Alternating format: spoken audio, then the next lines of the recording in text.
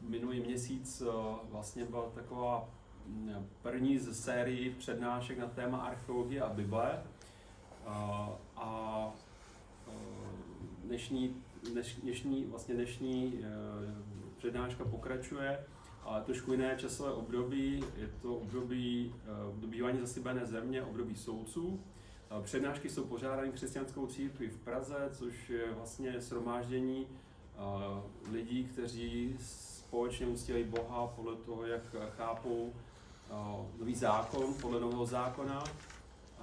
Scházíme se v Haštalské ulici 21, v IMCE, je to Praha 1, všichni jste zváni, každou neděli o 10 hodin studujeme Bibli, v 11 máme bohoslužbu, nejsme nějak oficiálně registrovaní nebo organizovaní. Veškeré věci, co tam konáme, tak se snažíme konat podle nového zákona, podle Bible a veškeré věci si tam organizujeme sami, nemáme žádnou lidskou pozemskou hlavu. Naší jedinou hlavou je Ježíš Kristus, jediná závazná literatura, kterou máme, tak to je Bible. A tyhle knížky, co tady jsou, si můžete vzít zdarma, to je prostě, to jsou knížky, které jsou napsány lidmi, takže mohou tam být třeba chyby, takže k ním přistupujte kriticky. Takže tohle asi na úvod. Náš přednášející je bratr v Kristu, který je ale rovněž učitelem na Texaské univerzitě, kde učí historii. Takže o tématu historie a archeologie to hodně ví. Takže vám přidám slovo. So, thank you for coming tonight. Děkuji, že jste dneska přišli. This is a map that some of you may recognize, some of you may not. Tohle je mapa, kterou někteří z vás třeba poznáte, někteří ne. My experience dealing with students is some students are not very comfortable with maps anymore. Když já jednám se studenty, tak moje zkušenost je taková, že někteří studenti už se necítí moc komfortně u map. So I never assume anybody knows what this is. Takže nikdy se nedomnívám dopředu, že každý ví přesně, co tohle je. This is Egypt.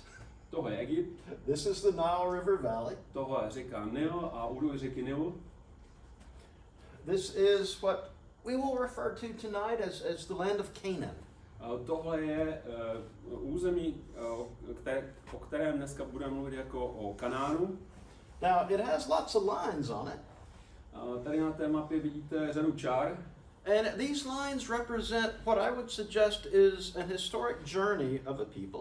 A tyto čáry reprezentují nějaké historické cesty lidí. People who were living in this part of Egypt. Lidi, kteří žili v této části Egypta. Who made a journey that found them on the east side of the Jordan River. Kteří podnikli cestu a na jednom konci se odstali na východním břehu řeky Jordán. And from that point they entered the land of Canaan and began to live there. A odtamtud překročili do Kanánu a začali v této zemi žít. That's what the Bible says happened. To je to, co říká Bible, že se stalo. And this evening I want to think about what is the truth about this. A dneska večer bych se chtěl nad tím zamyslet, jaká je pravda ohledně těchto věcí. Let me do a disclaimer as we have the first slide with words on it. Takže nejdřív nějaké zproštění se odpovědnosti, když teď začínáme tímto prvním slidem. I'm responsible for the check that's on here. You are responsible. Yes. Aha, takže Bill říká, že on je zodpovědný za ten český překlad, co tady vidíte. So for all the mistakes that you see, please do not blame my translator. Takže za všechny chyby, co tam uvidíte, tak nevíte jeho překladatele. But what does the Bible actually say about the events that I just mentioned? Takže co vlastně Bible říká o těch událostech, které jsem zmínil? What does the historical evidence say about this? Co o tom říkají historické důkazy? What does the archaeological evidence say A about co o it? tom říkají archeologické důkazy? That's what I want us to think about for the next a little bit less than an hour probably. Takže o tom bych chtěl, aby jsme přemýšleli po následující zhruba hodinku. Now, the Bible is an ancient document from the Near East. Bible je starověký dokument z Blízkého východu. And when we think about any ancient document from the Near East, we have to ask, how should I see this? How should I understand it? A když přemýšlíme o nějakých starověkých dokumentech z Blízkého východu, tak uvažujeme, jak bychom na ně měli nahlížet. Someone will begin reading the Bible and they will say, well, that doesn't read like modern history. Někdo bude číst Bibli a řekne si, ta Bible vůbec nezní jako moderní historie. That's right, it doesn't. To je pravda, nezní takto. The way ancient history was written is different from how history is written now. Tak jak byla psána starověká historie, tak to byl jiný způsob, než jakým je psána dnešní historie. But that doesn't mean it's not true. Ale to neznamená, že to, co je tam uvedeno, není pravda. Someone will say, well, when I read these ancient texts, I see they had some political agenda, they had some bias. Někdo řekne, že když čtu starověké texty, tak je v tom nějaká politická agenda, že jsou nějak předpojaté. All history is written from some perspective. It's written from some bias. Veškerá historie je psána z nějaké perspektivy, z nějaké předpojatosti. That doesn't mean we can't look at what it says and find truth. Ale to neznamená, že se nemůžeme podívat na to, co Bible říká a hledat pravdu. And we have to remember the task of the historian is not to decide if something is possible or not possible. A musíme si uvědomit, že úkolem historika není rozhodnout, jestli něco možné nebo nemožné. It is to decide whether something really happened or it didn't really happen. Ale rozhodnout, jestli se něco skutečně stalo, anebo se nestalo. Let me illustrate this. Dám k tomu nějaký příklad. I hope there's nobody in here tonight that doesn't believe the pyramids exist. Já doufám, že ten dneska není nikdo, kdo by nevěřil tomu, že existují pyramidy. You may have all kinds of crazy ideas about where they came from, but you know that they're there. Lidé mají všelijaké i podivné představy o tom, jak se tady odstojí pyramidy, ale víme alespoň, že tady jsou, že existují. And you probably know that for centuries people marveled at how they were built and they couldn't imagine the engineering process behind this. A po staletí lidé se podívali nad tím, jakým způsobem ty pyramidy byly postaveny, nedokázali si představit technologický postup. Now imagine that every pyramid had been completely destroyed. Představte si, že každá pyramida by byla úplně zničena. And the only thing that was left was written records that the pyramids existed. A jediné, co by po nich zbylo, byl písemný záznam, že pyramidy kdysi existovaly. People would have looked at those written records and said, well, no, that can't be true because I don't know how it happened.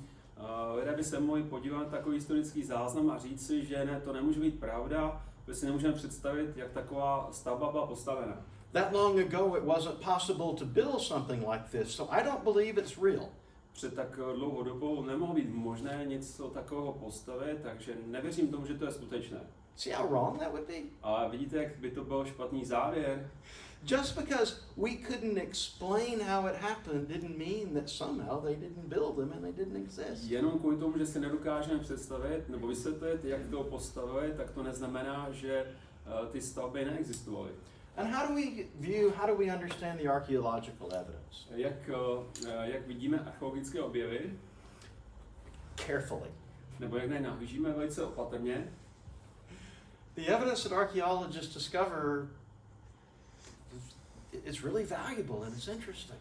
Takže důkazy, které archeologie odkrývá, jsou velice hodnotné a zajímavé. But it has to be viewed very carefully. Ale musí být hodnoceny velice opatrně. Because all kinds of things happen in archaeological digs. Protože hodně věcí se mohlo stát při těch archeologických vykopávkách. In writing about this, one well-respected archaeologist named Victor Matthews told a story. Když na toto téma psal jeden z respektovaných archeologů, Victor Matthews, tak napsal toto. He was talking about a site where he was leading a dig and how carefully they had removed the layers going down. Popisoval nějaké místo, kde prováděli archeologické vykopávky a on zaznamenával, jak opatrně přemístěli jednotlivé úrovně. They got to the level that should be first century Roman level. A dostali se až do úrovně, která by měla být z prvního století, z doby římské. And they found a pair of broken sunglasses. A našli tam rozbité sluneční brýle. They shouldn't have been there, but they were. Tam by neměly být v této úrovni, ale byly tam. Things happen. Earth moves. Věci se prostě dějí, země se pohybuje, nebo ta půda se pohybuje. And so as incredibly valuable as archaeology is, we need to remember that it is an imperfect science as well. It has limitations. Takže tak, jak je hodnota archeologie, musíme si uvědomit, že má i své limity, že má své nějaké limity taky. as we think about how all of this connects to the Bible story, A když přemýšlím tím, jak se tohle všechno spojuje s biblickým příběhem, we also need to remember that the absence is not evidence that something didn't happen. tak si musíme uvědomit, že absence nějakých důkazů není důkaz, že se něco nestalo. It may mean it didn't happen, Možná, že se to nestalo, but it also may just mean that they haven't found it yet. ale možná také, že doposud nebyly objeveny nějaké archeologické pozůstatky toho, co se stalo. And archaeological digs are going on constantly, and things are changing and being found that are rewriting the stories. Takže archeologické vykopávky probíhají kontinuálně a jsou nalézány věci, které přepisují historii. But what about where our story starts with Israel in Egypt? Takže kde náš příběh začíná, je to příběh Izraelců v Egyptě. Were there really some Semitic people that were living in that part of Egypt? Byly skutečně nějaký semické národy, které žily v Egyptě. Were they shepherds? Did they become slaves? Byli to pastýři, kteří se stali otroky. Is there any evidence for this at all? Je proto vůbec nějaký důkaz? One of the most respected Egyptologists alive now, James Hofmeyr, said this about this question. Jeden z nejrespektovanějších egyptologů, James Hofmeyr, řekl toto. Hofmeyr said that when you look in this region at things like burial policies or procedures, In Egypt, region Egypt. Yeah, in that part of Egypt. Takže on o tom říká, nebo píše, že když se podíváte do té oblasti Egypta a díváte se na to, jaké měli pohřební burial rituals. Their procedures or rituals. Takže pohřební rituály. When you look at some of the drawings that have been done to describe work happening in Egypt, když se podíváte na malby, které popisují práci, kterou lidé dělali v Egyptě, when you look at the influence that the Egyptian language had on the Hebrew Bible, když se podíváte na vliv, který měl Egypt na hebrejskou Bibli, especially the first 3 chapters of Second Moses, první 3 kapitoly druhé knihy Mojžíšovy, and other evidences like this, the answer is pretty clear. Yes, there were Semitic people living in Egypt at that time. A další důkazy, jako jsou tyto, tak odpověď je jasná, ano, byly tam semické národy, které žily v Egyptě v té době. What are some of the evidences that have been found that show this? What are some of the evidences? Takže jaké jsou některé z těch důkazů, které byly nalezeny? People that have been identified as Semitic bringing their animals into Egypt. Lidé, kteří byli identifikováni jako semité, kteří přinášejí nebo přivádějí svá zvířata do Egypta. By the way, if any of you have ever been to the museum in Vienna, you've probably seen this. Když jste byli v muzeu ve Vídni, tak možná jste tyto kresby viděli. The Bible talks about the fact that the Hebrew people were made slaves and they were made to work very hard. Bible mluví o tom, že hebrejští lidé byli zotročeni a že byli přinuceni těžce pracovat. They're doing all kinds of work, agricultural work. Musí vykonat všemožné práce, zemědělství. This walking through the process of picking grapes and making wine. Rovněž sklizeň vína a výroba hrozného vína, výroba vína. And then one of the most famous of these pictures from the Vizier Rechamar shows the process of these slaves making bricks. A nebo ten obrázek, který ukazuje vlastně práci otroků, který vyrábějí cihly. And if you're familiar with the biblical story at all, that's something that the Israelite slaves are described as doing. A jestli jste obeznámeni s biblickou historií, tak víte, že vlastně to byla práce, kterou Hebrejci museli dělat. So, leading to an interesting conclusion that I've already previously said a little bit about. Takže směřuji k zajímavému závěru, který jsem už trochu naznačil. I'm just going to summarize this. Já to prostě shrnu.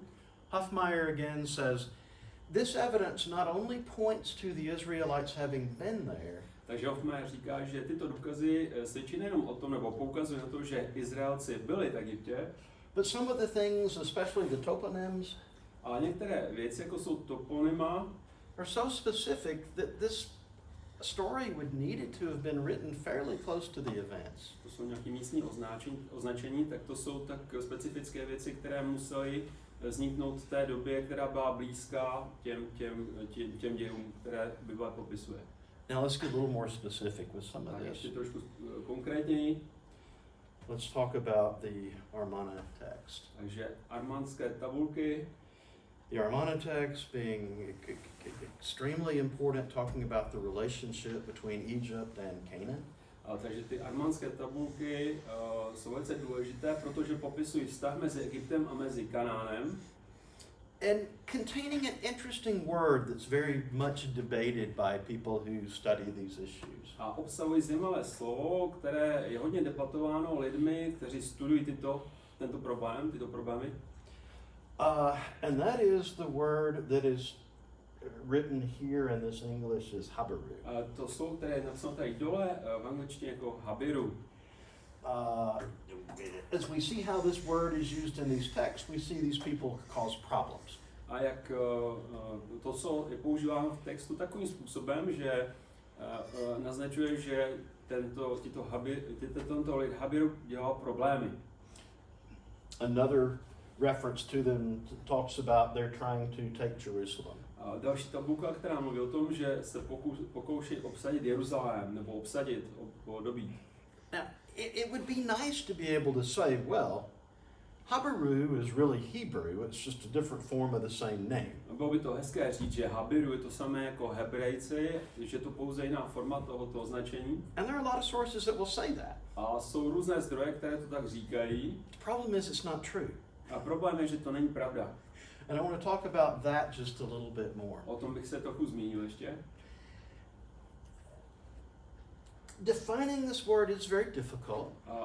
Definovat to slovo habiru je velice složité. Probably the best way to define it is like a raider. Raider.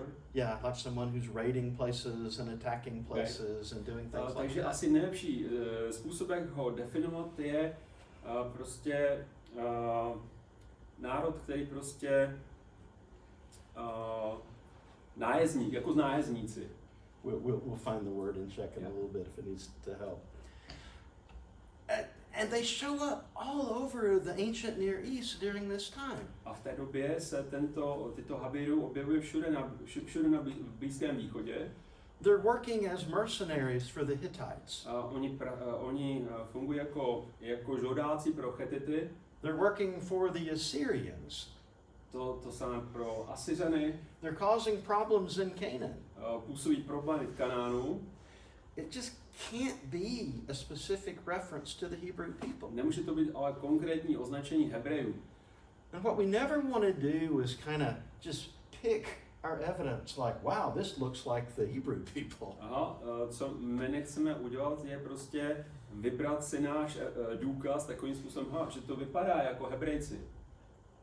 But try to be honest with, careful and honest with the evidence that's there. Ale je důležité být poctivě přistupovat a opatrně přistupovat k existujícím důkazům. What can we conclude about this reference in the Amarna text?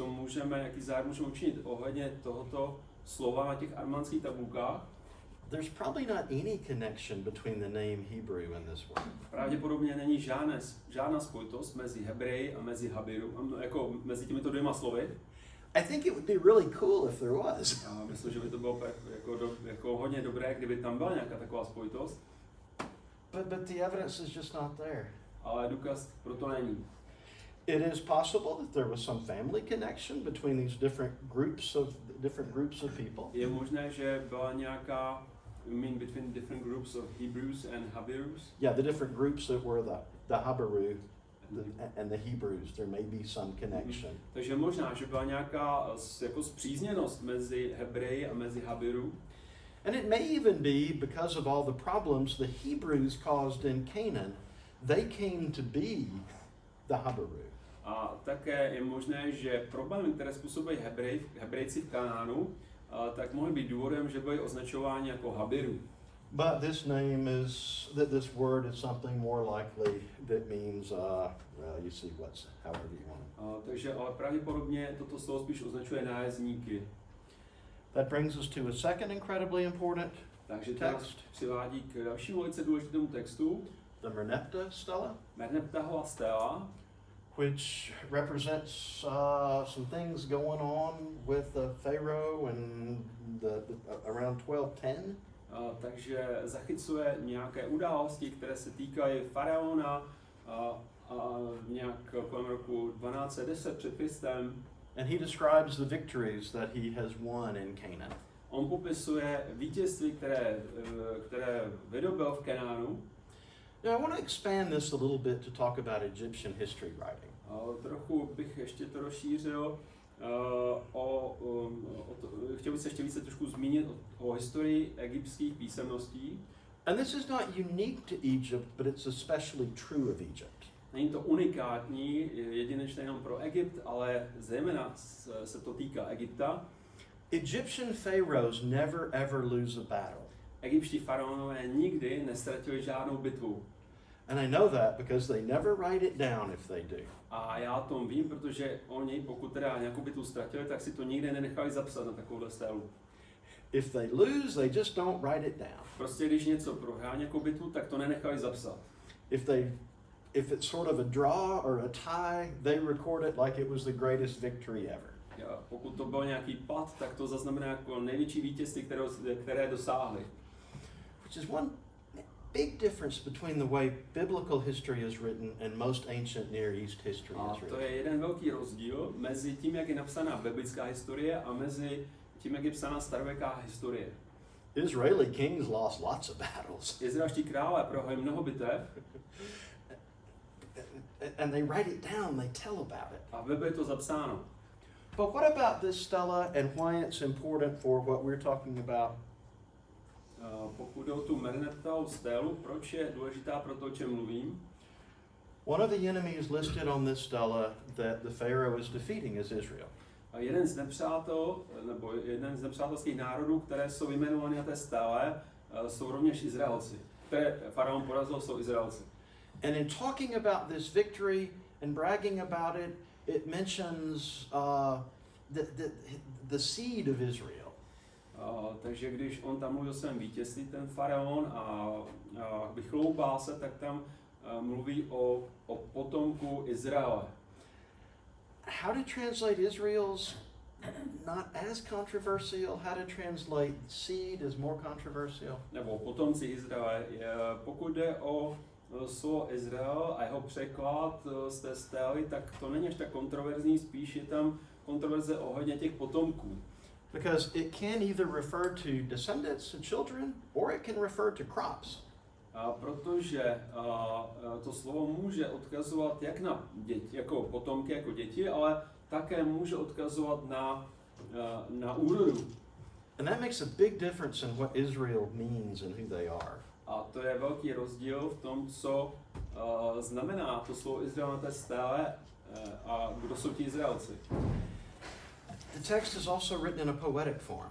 A rovněž ten text je napsán poetickou formou. As if life wasn't already complicated enough, you have it written in a poetic form. Jako kdyby už život nebyl dostatečně dost komplikovaný, ještě to napsali poetickou formou. It looks like a chiastic structure.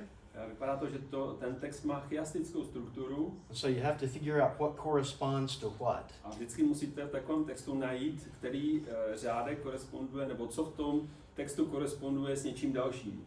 But finally, there are some things I think can be pretty well determined and accepted. On the style. Ale pak jsou tam ještě další věci na té stále, které jsou dost jasné. The Israelites were in Canaan at this point. Izraelci byli v Kanánu v té době. They were important enough to show up on a stela bragging about a victory. Byli dost důležitý na to, aby se objevili na stále, na které se faraon vychloubal svými vítězstvími. And they were a distinguishable people from the rest of the people there. A byl to národ odlišitelný od dalších národů. So I want to transition from that to talking about what the Bible account really says about what happened. Takže odsud bych chtěl přijít k tomu, co říká biblický záznam o tom, co se stalo.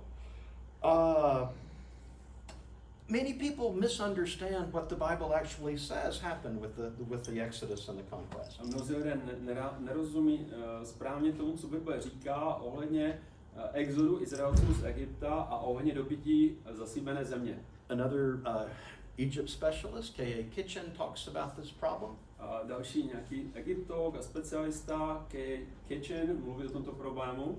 Talks about the fact that many people just because they don't know what the Bible says, they misrepresent what the Bible says. On mluví o tom, že protože mnozí tomu nerozumí, co říká Bible, tak to špatně prezentují, co tam je uvedeno. By the way, I see several of you taking notes and taking pictures. A vidím, že někteří z vás si děláte poznámky. I appreciate that. Já to oceňuji. Anybody that wants a copy of PowerPoint is very welcome to it. Když budete chtít kopii PowerPointu, tak můžete si o ní říct. It's being videoed, it'll be. Přednáška je také natáčena a bude umístěna na webových stránkách. But I think it's really nice to see people taking notes. Ale jsem rád, nebo je to hezké vidět, že se lidi dělají poznámky. Okay, here's what some people imagine the Bible says happened. Takže tady je to, co si někteří představují o tom, co Bible říká. The Israelites had this quick, huge invasion of Canaan. Takže Izraelci udělali jednu velkou rychlou invazi do Kanánu. They killed everybody that lived in the land. Vybili původní obyvatelstvo, veškeré původní obyvatelstvo. They burned down their houses, they burned down their cities. Vypálili města, domy. And it was a completely new population with a new culture that lived there. A byla to úplně nová populace s novou kulturou, která tam začala žít. And there's no historical or archaeological evidence for that. A není proto ani historický, ani archeologický důkaz. The problem is that is absolutely not what the Bible says happened. Ale problém je v tom, že není to, co říká Bible. I want to look at some passages that talk about this. Chtěl se podívat některé pasáže v Bibli, které o tom mluví. I'm in 5th Moses here. Je to 5. Možíšova. I think I used the student translation for this. I don't remember. Použil jsem studijní překlad, myslím. But the text is talking about what would happen when they came into the land. What would happen? Yeah. Text mluví o tom, co se stane, až vejdou do země, vstoupí do zaslíbené země. It doesn't say you're going to burn down all their cities and burn down their houses. Tam se nemluví o tom, že by měli vypálit všechna kanánská města a jejich domy. It says you're going to live in their cities, you're going to live in their houses. Ale tam se říká, že budou žít v jejich městech a v jejich domech. You're not going to destroy all their agriculture, you're going to enjoy their agriculture. Že nemají zničit zemědělství Kanánců, ale že mají z něj žít. You know, you've got the vine and the olive tree down here. You're going to take the fruit from them. Že prostě budou sklízet olivy a hroznové víno. And in the next chapter of 5th Moses, it gets even more specific. A v další kapitole, v 5. knize Mojžíšově, to ještě konkrétnější.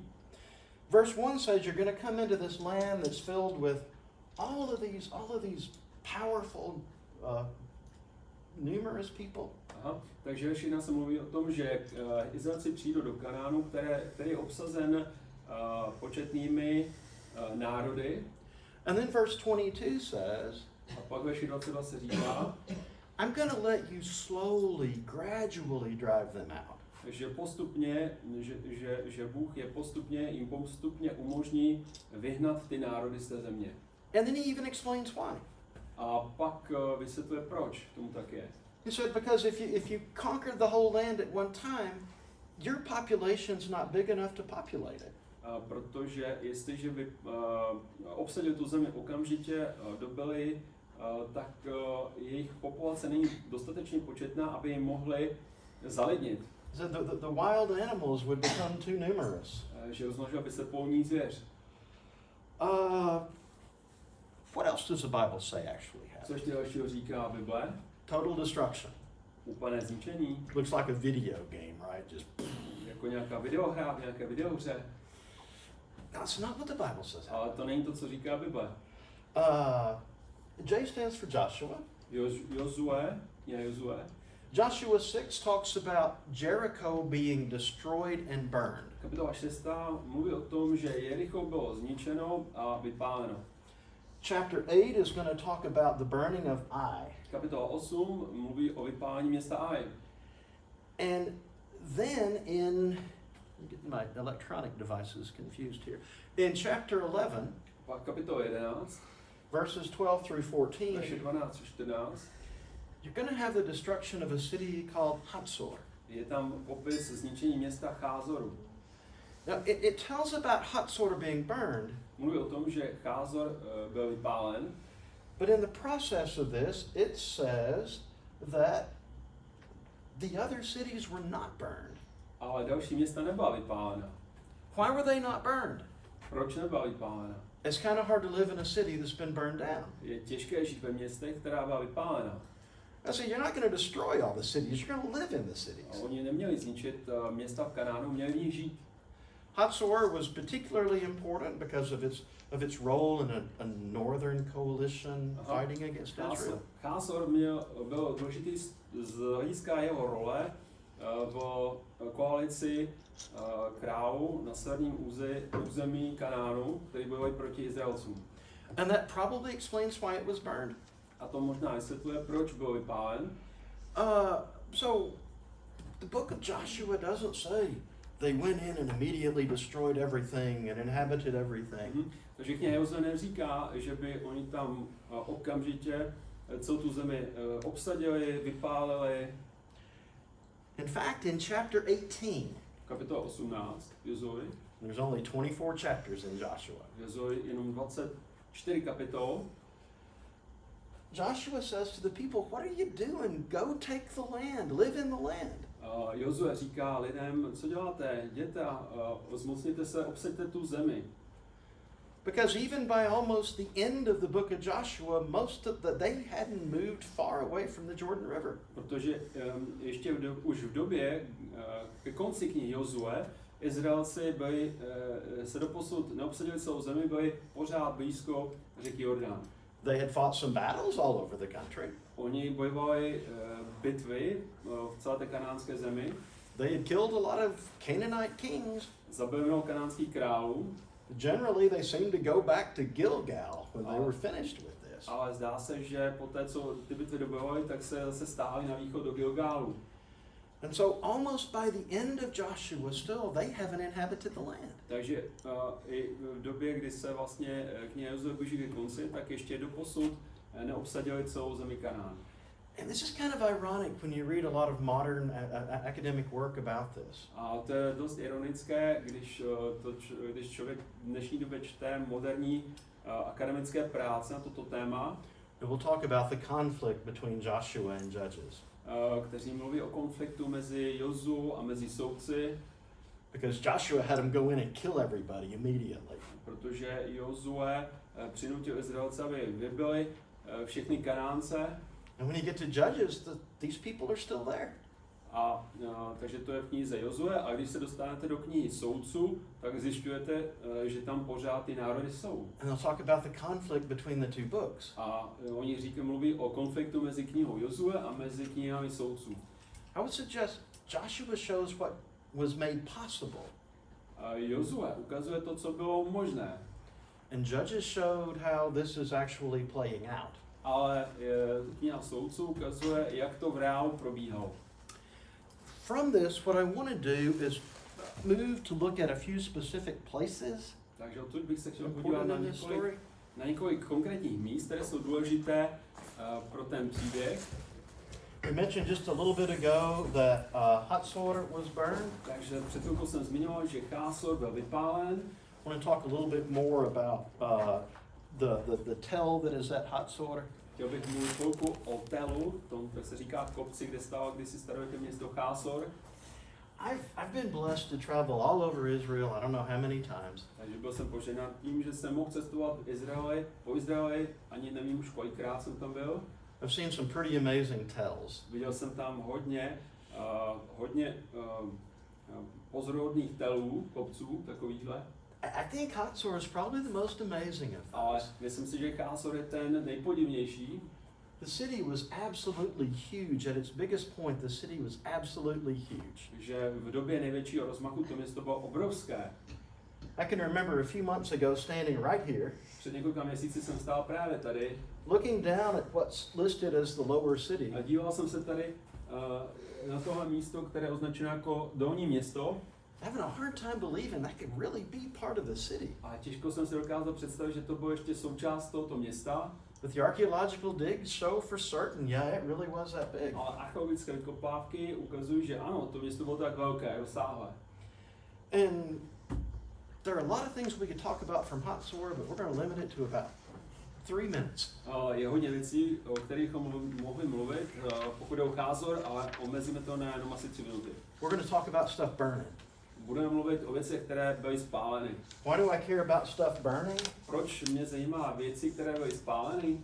Because the biblical account says Hot Sword was burned. Protože biblický záznam mluví o tom, že Cházor byl vypálen.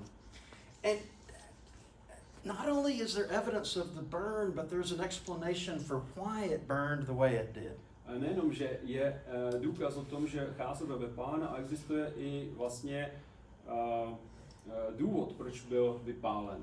This lady is sitting in the middle of some ancient storage jars from that time. Takže to paní sedí uprostřed místnosti, kde byly v minulosti uchovávány jars, did you say jars? Uchovávány nějaké nádoby.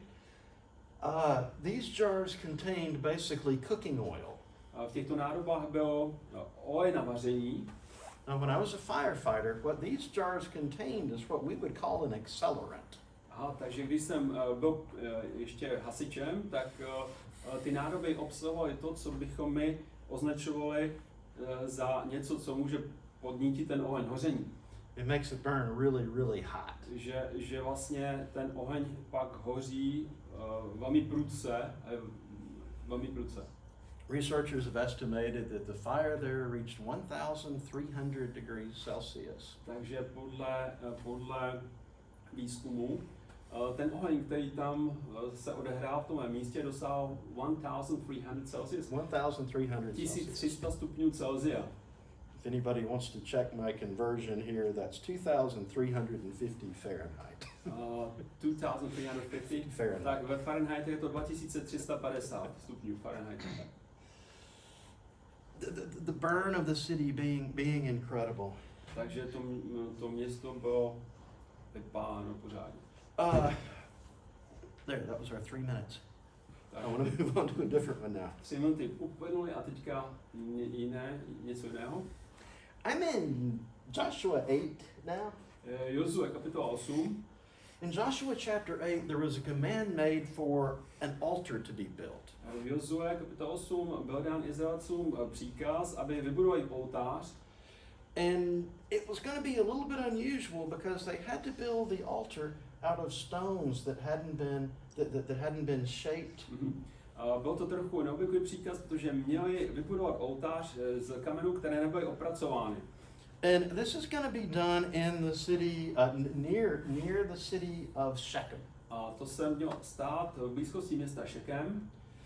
More specifically, it's going to be what we're going to look at on Mount Ebal. Konkrétně mělo to být na hoře Ebal. Mount Ebal, Mount Gerizim. Takže nahoře hora Ebal, dole hora Gerizim. The modern city of Nablus. Moderní město Nablus. I don't know if anybody's seen the news in the last couple of days. Nevím, jestli jste dívali na zprávy v poslední době. But there was 10 terrorists and 100 other killed and 100 other people wounded there in the last few days. Takže několika posledních dnů tam bylo zabito asi 10 teroristů a stovka dalších byla zraněna. I mention that because politically this is probably the hottest spot in the Middle East right now, this city. To zmiňuji z toho důvodu, že politicky je to asi to nejžhavější místo. I can speak to that both theoretically and personally. Na západním břehu Jordánu a můžu o tom mluvit osobně, personally and theoretically. A můžu o tom mluvit osobně i teoreticky. And I only mention that because in what we're going to talk about, the politics matter. Já to zmiňuji z toho důvodu, že to, o čem budeme mluvit, tak to má nějakou souvislost s politikou. And that is on Mount Ebal, a large archaeological site that has been excavated. Takže tohle je nahoře Ebal, je to velké archeologické místo, které bylo odkryto. Adam Zertal, the archaeologist, was working on this until his death. Adam Zertal, to byl archeolog, který na tomto místě pracoval až do své smrti. Zertal has an absolutely amazing history. Zertal má úplně udivující historii. If you're interested in archaeology at all, to go back and find out a little bit more about Zertal's life is really interesting. Neuvěřitelnou historii, jestli vás zajímá historie archeologie, tak si zkuste vyhledat to pana Zertala. But Zertal excavated this area, this structure. Takže Zertal odkryl tady tuhle oblast, tuto strukturu. Let's zoom in on it a little closer here. Tady jsem to trošku zvětšil. Zertal was absolutely convinced this was a cultic site. Ten Zertal byl úplně přesvědčen, že to bylo nějaké kultické místo. And not just a cultic site, but specifically it was an altar that dated to the time of Joshua. A nejen už to bylo kultické místo, ale že to byl konkrétně oltář, který spadal do doby Jozueho. Now I've got to consolidate a lot of information into something real short here, and I'm going to try to do Musím it well. konsolidovat hodně informací do nějaké stručné informace. There's some good reasons that Zertal concluded this was a cultic site and an altar. Jsou dobré důvody pro to, že ten Zertal došel k tomuto závěru, že to bylo kultické místo a že tam byl oltář. That included it being built out of stones that had not been milled or chiseled or however you want to say it. Bylo to postaveno z kamenů, které nebyly opracovány. It included access to it being not with steps but a ramp. Přístup k němu nebyl po schodech, ale po náspu. And the law of Moses was specific about it being a ramp that leads up. A Mojžíšův zákon je velice specifický v tom, že říká, že vlastně k tomu oltáři má vést násep. I'm going to let you use your imagination a little bit as to why. Trochu si zkuste představit proč. Let's imagine the priest is wearing a robe or a dress. Představte si, že kněz má na sobě nějaký prostě oděv. There's a different exposure if you're walking up a ramp than if there is if you're walking up stairs. Takže když jde po rampě nebo když jde po schodech, tak je rozdíl v tom, co je vidět. Huge number of animal bones found there. Na tom místě bylo nalezeno mnoho zvířecích kostí. What genetic researchers can do is absolutely unbelievable in my little mind here. Co dokážou dělat genetičtí výzkumníci, tak to je úplně neuvěřitelné. They can and have determined the type of animal, the age and the gender. Takže oni byli schopni rozlišit, o jaký druh zvířat se jedná, jaké pohlaví a také jaký věk. It's consistent with the kind of animals that would be on an altar. A je to v souladu s tím, jaká zvířata obětovali Izraelci. So it makes a lot of sense. Takže to dává hodně smyslu.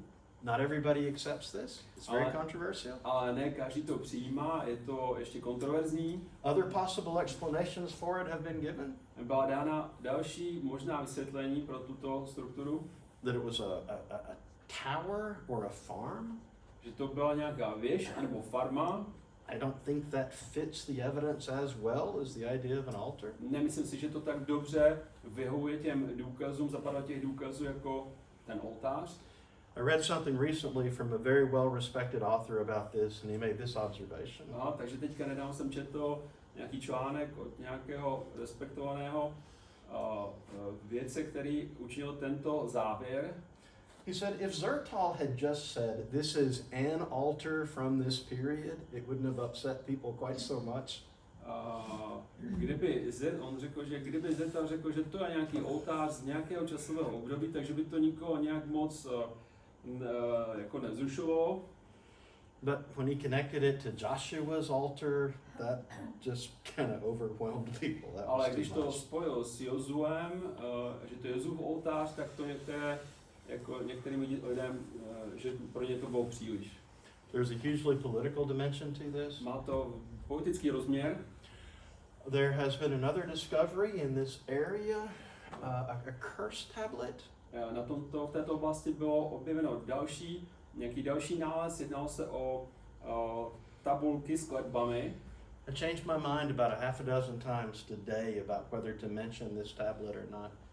Já jsem několikrát změnil svůj názor v dnešní době, jestli mám zmínit ty tabulky nebo ne. I have read the information put out by the archaeologists working with this. Já jsem četl informace, které archeologové, kteří pracují s těmito tabulkami, napsali, I haven't seen peer review of it. ale neviděl jsem žádné jako vědecký prozkoumání těchto informací. Until I see peer review of it, I'm not gonna stand up and present it as though I know this is real, this is something I'm standing by. Takže dokud to neprojde kritikou jako z vědecké obce, tak nemůžu o tom tvrdit, že to jsou nějaké důkazy nepopíratelné. I mentioned this is a highly politicized area and situation. Zmínil jsem, že to je velmi politizovaná oblast a také politizovaná oblast. This mess right here in particular, This what? this mess Tenhle nepořádek, co tady vidíte, shows what local officials did in destroying part of the archaeological site.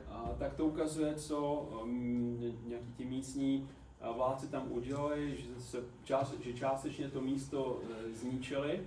I hope it will be protected enough and long enough for research to continue. Já doufám, že to místo bude ochráněno po dostatečnou dobu, aby ty průzkumy tam mohly pokračovat. What else can we know? Takže co dalšího můžeme vědět? We're going to look at one more place and then we're going to finish up. Podíváme se ještě na jedno místo a pak zakončíme. All these little dots, and I wish I could have found a better map. A všechny tyto tečky, a třeba bych mohl nalézt lepší mapu, Or maybe I wish I wasn't too lazy to have found a better map. nebo třeba bych nebyl tak líný a nějakou mapu lepší nešel. That's probably a better To je explanation asi for lepší it. vysvětlení. At least I know how to do a screen capture.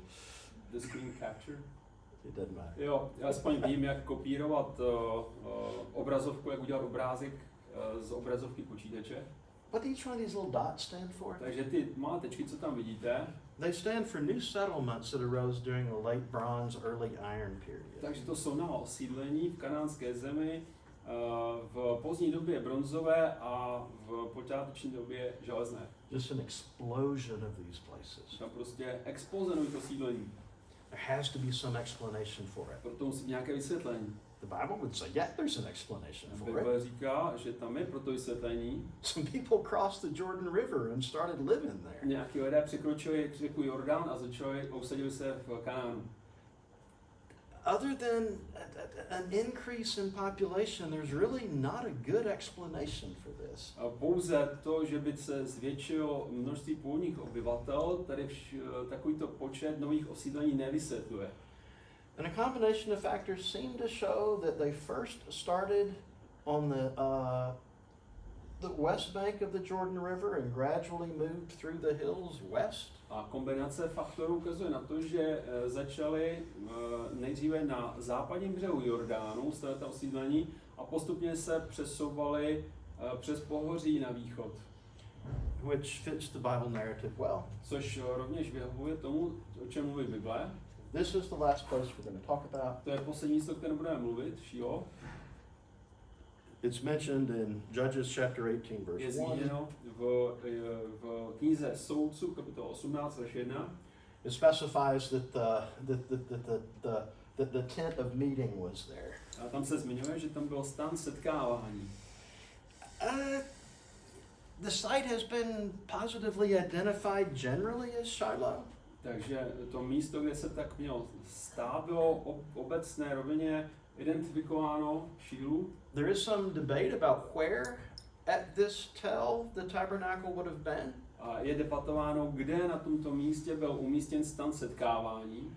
You might expect it would be at the top, that it would be at the highest point. Asi byste očekávali, že by to bylo na nejvyšším místě telu. The highest point's not really big enough to have had the tabernacle compound on it. Ale nejvyšší místo toho kopce není dostatečně velké, aby se tam vešlo ten stan setkávání.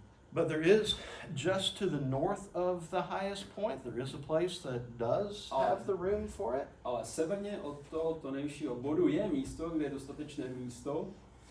And it happens to be about the right size. A odpovídá to i rozměry.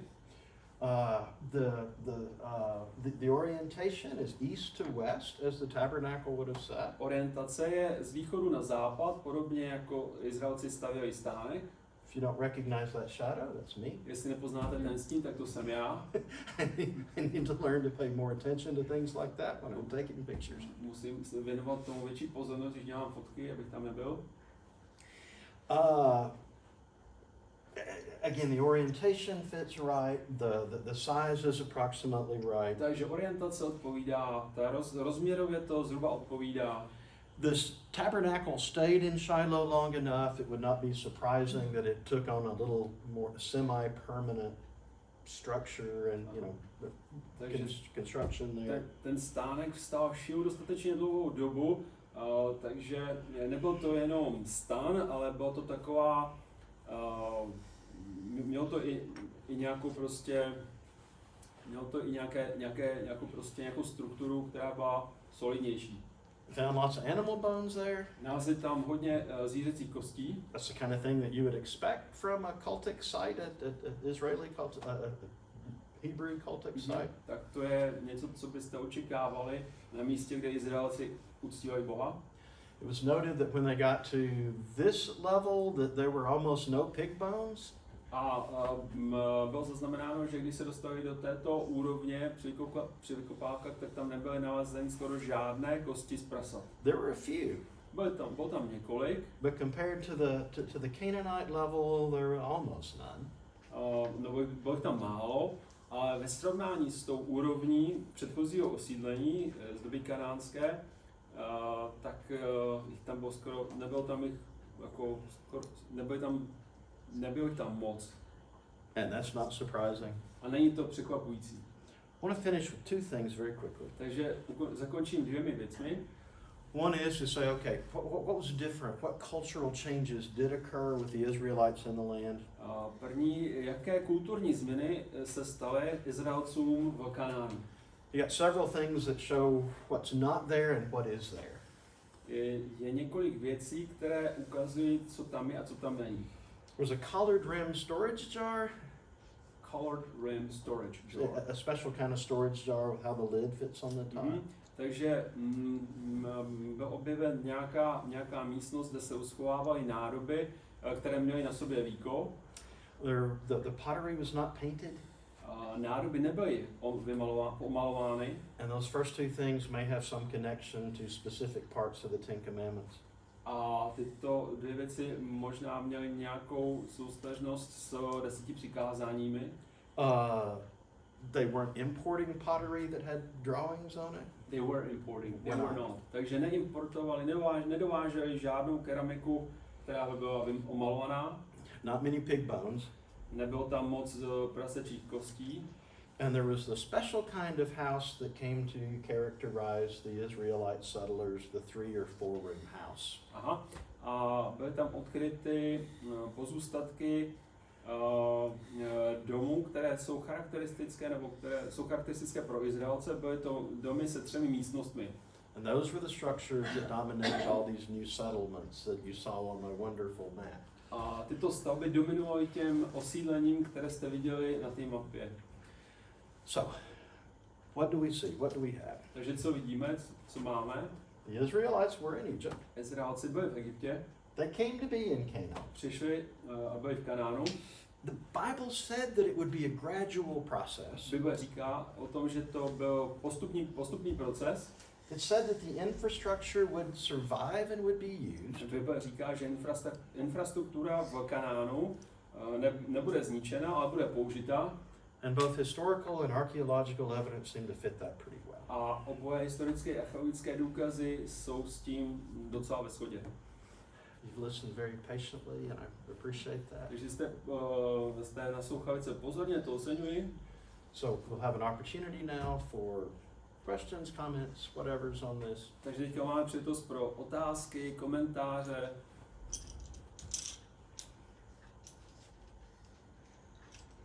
Prosím.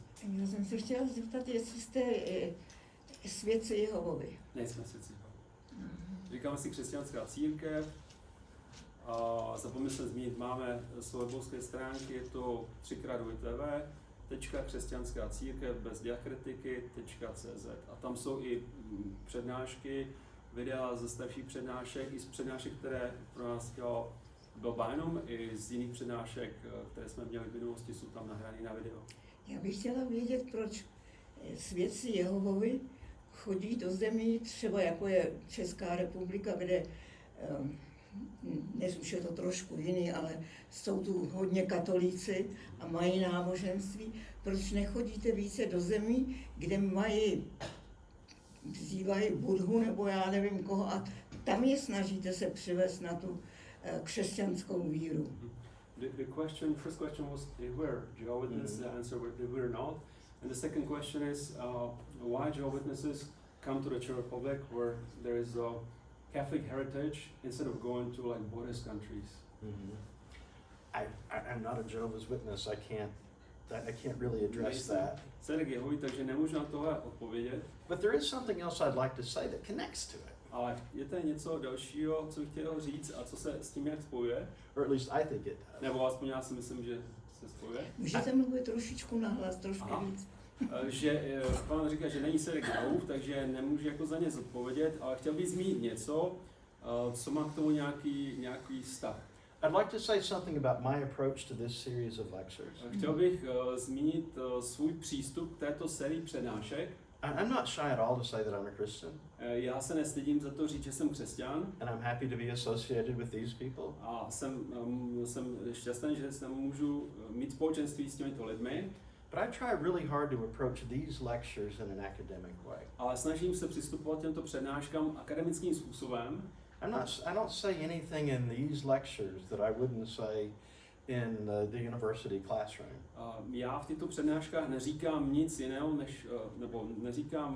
než co bych řekl na přednáškách z historie na univerzitě pro studenty. And I try to be just as careful as I approach the information. V obou případech se snažím přistupovat opatrně nakládat opatrně s informacemi. Okay. Yes, sir. English or? Můžete klidně anglicky, a jestli se pak můžete přeložit. Okay. So I met recently like some people who try to really say that the Bible doesn't make sense because there's no evidence of Israelites leaving from Egypt. Mm-hmm. So I don't understand that much because I'm not like professional in this area. Mm-hmm. But anyways, I was curious about how would you answer to this question. Like some of the arguments that they were using is that if something like this really happened, then there must be some evidence of people leaving massively. The argument I heard against this is that the Egyptians wouldn't record some like bad thing about themselves, like if many people left or if the land was left in some desolation status. And then also what I understood is kind of difficult to date, like when it really happened. So maybe my question was, if someone comes to you with this question, like, Bible doesn't make sense, Moses didn't exist because there's no evidence from the hieroglyphs in Egypt about this, then how would you answer to such a person? Můžete si jenom přeložit, aby ostatní věděli, co jste se ptal. Já jsem se setkal s názorem člověka, který vlastně se snažil, nebo víc lidí vlastně, ten názor že se asi víc lidí tomu vlastně věří, že Bible není důvěryhodná, protože dneska my dokážeme rozlišit ty hieroglyfy v Egyptě a kdyby to, že vlastně, že jo, tam je v Bibli zaznamená, že asi 500 000 lidí odešlo, tak kdyby takový obrovský číslo lidí odešlo, tak by to někde tam jsme museli najít prostě v těch záznamech. Takže moje otázka zní, protože já nejsem odborník v této oblasti, tak jak by pan Bajnum odpověděl na tuhle otázku, kdyby se ho někdo na to zeptal?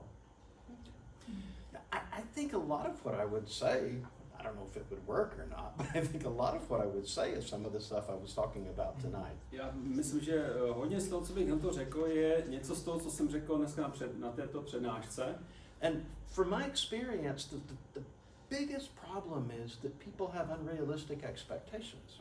Z mé zkušenosti je největší problém v tom, že lidé mají nerealistické očekávání. I'll give you a concrete example. Dám vám konkrétní příklad. I've read an academic source after academic source. Četl jsem z různých akademických zdrojů. Every city in Canaan should show some evidence of burn. Že každé město v Kanánu by mělo mít důkazy o tom, že bylo vypáleno. And I said, no, it shouldn't. Ale nemělo. Jericho, Ai, and Hatzor should show that they are burned. Jericho, Ai a Chasor by měli mít důkaz, že byly vypáleny. And they do.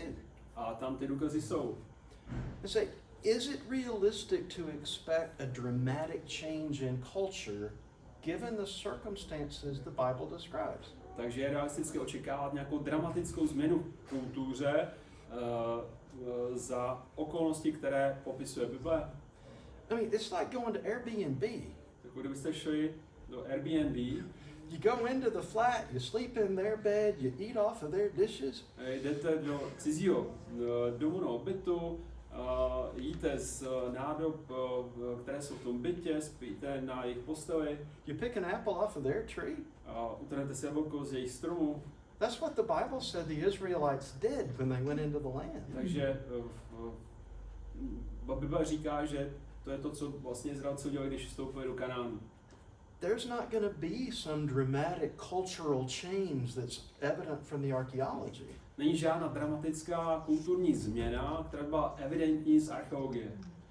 I would also go back and point to the explosion of settlements. I didn't talk a whole lot about that, but I think that's a very important thing. A opět zpátky k té explozi nových osídlení v Kanánu. And then probably a little more detail from some of the stuff that O tom bych mluvil. Hofmeyr stuff in particular. I'm not an Egyptologist. Hofmeyr is. Nebo bych zmínil to, co jsem zmiňoval o tom egyptologu Hofmeyerovi. Some of his details about the Egyptian loanwords that show up in Exodus. Některé detaily, které on uvádí, jsou třeba, že Izraelci si převzali některá z egyptských slov a ta se pak objevují vlastně v Bibli. I'll just give one concrete example. Dáme jeden konkrétní příklad. Skeptics will say there's no evidence, there's no basis. Skeptici říkají, nejsou žádné důkazy, není proto žádné opodstatnění. And Exodus was written hundreds and hundreds and hundreds of years later. A že Exodus byl napsán o mnoha stovek let později. By somebody living in Persia. Někým, kdo žil v Perzii. How would they have known to use the Egyptian word for basket that Moses was put in? Jak by takový člověk mohl vědět, jaké egyptské slovo pro koš, které se objevuje, do kterého byl umístěn Mojžíš, o které je v Bibli? The last thing I'll say about that is again to repeat, something I started off with. A ještě jednu věc. And that is that the absence of evidence is not evidence of absence. Že absence důkazu není důkaz, že it's not the evidence. Yeah. Takže absence důkazu není důkazem. There was a long time that people laughed at the Bible for believing that the Hittites actually existed. Po dlouhou dobu se lidé vysmívali Bibli z toho důvodu, že Bible mluví o tom, že existovali Chetité.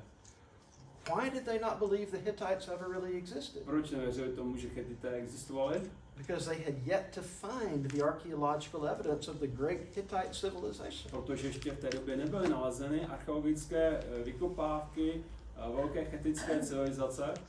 And it's, oh wow, we found it. Oops, sorry. No a když to bylo nalezeno, ta chettická civilizace, tak sorry. Okay. Thank you. No, you're very welcome. Anything else, anybody else? Něco dalšího, kdokoliv.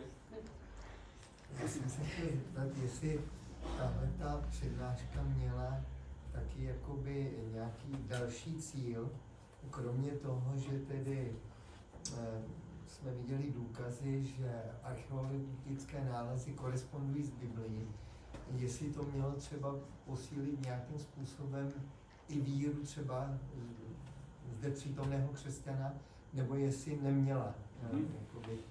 The question is if the lecture, beside presentation of the archaeological evidence, had also some other purpose, for instance, strengthen the faith of present Christians. Yeah. I would absolutely say that's a purpose. Ano. It's not to me just some theoretical. Nejsou to pro mě nějaké teoretické věci. I could do some lecture on some Asian culture in the archaeology, but I'm not interested in doing that. I'm not going to come here and do that. Mohl bych dělat přednášku i na archeologii, které se týkají těch asijských kultur, ale nemám o to zájem. Prosím. How old is the Mormon belief? how old? We know Christianity is since Jesus died, but there are so many new Christian believers and everything. So when did it start, all the Jehovah's Witnesses? Well, the Mormons and Chcete se přeložit? Chcete se přeložit? No, tak mi to řekněte. Já to zkusím, jestli jsem vás pochopil správně, že víme, že křesťanství existuje od doby Ježíše, ale jak dlouho jsou tady třeba svědkové Jehovy? A teď to mám myslet. No. Jo? yeah, well, I mean, the Mormons, what, the 1830s maybe? Nebo Mormoni taky. Mormoni myslím, že asi od roku 1830. I don't know. I mean, I'm not even a specialist on American religious history. Nevím, já nejsem ani specialista na americká náboženství. And I'm not a Jehovah's Witness or a Mormon. A nejsem ani svědek Jehův, ani Mormon. So I don't really know that much about the history of either one of these groups. Takže nevím tolik o historii o těchto dvou skupin.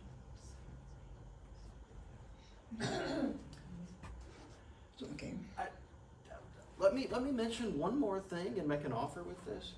Ještě jednou věc bych chtěl zmínit. We've covered an incredible amount of material tonight. Dneska jsem prošel velké množství materiálu. It drove me a little bit crazy having to limit what I said about some of the places so much. Musel jsem hodně zhustit ty informace o některých věcech, některých místech. I live in Prague. Já žiju v Praze.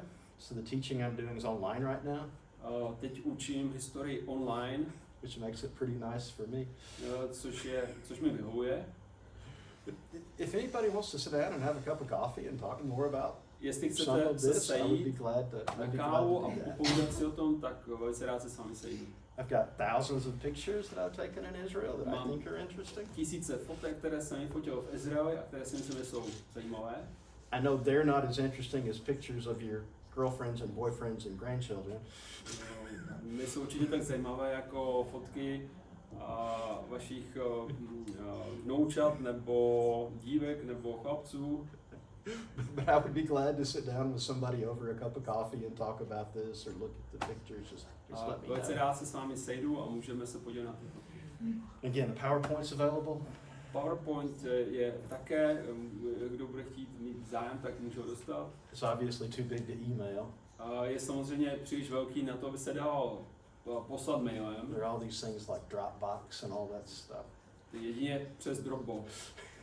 Anybody wants that, we can make arrangements for that. Jestli někdo o to bude mít zájem, tak můžu vám to jej dodat.